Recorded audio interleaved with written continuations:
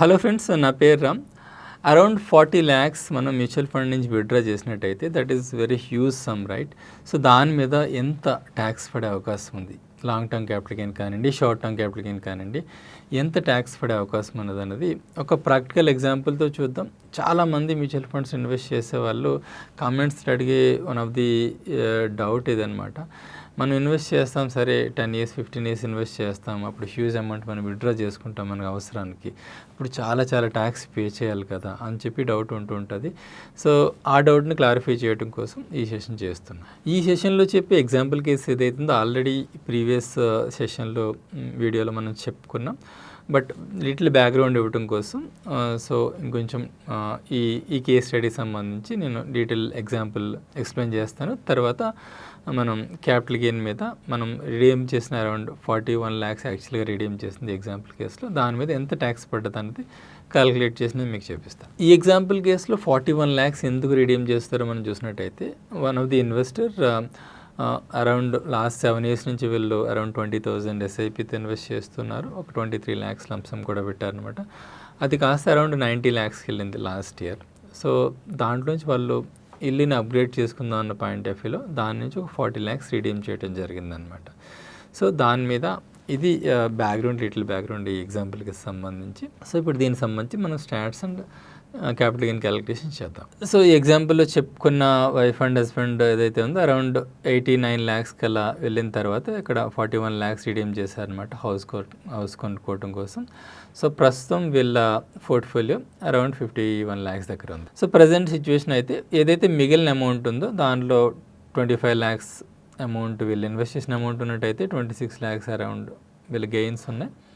Around 51 lakhs అలా వీళ్ళకి సంబంధించిన పోర్ట్ఫోలియో వాల్యూ ఉంది, present value.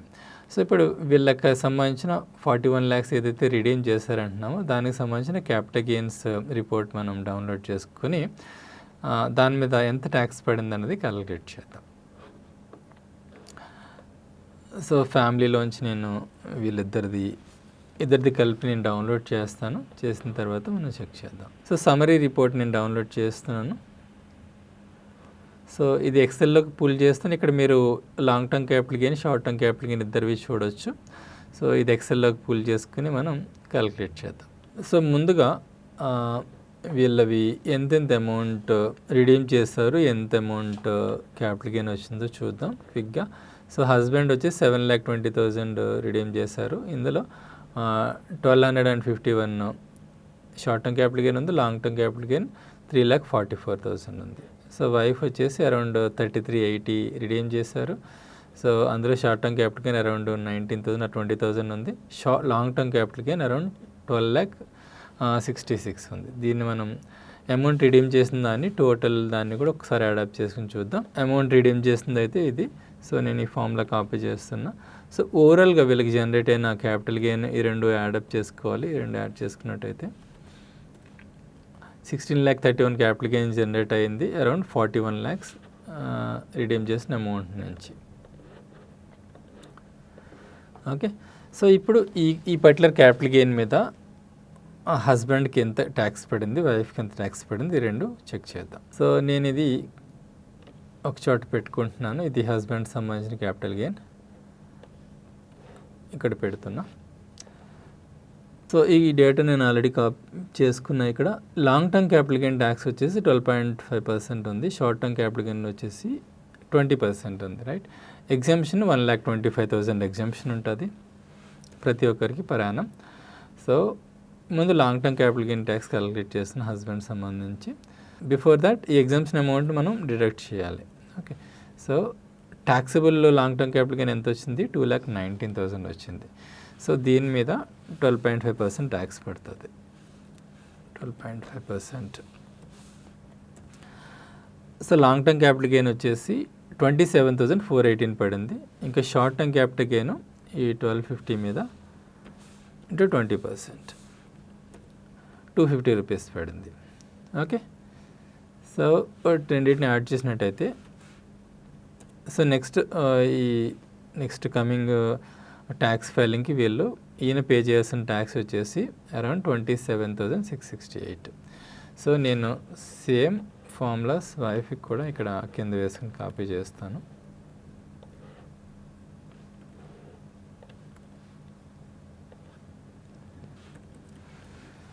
So same exemption తినకు కూడా 1,25,000 అప్లికబుల్ అవుతుంది.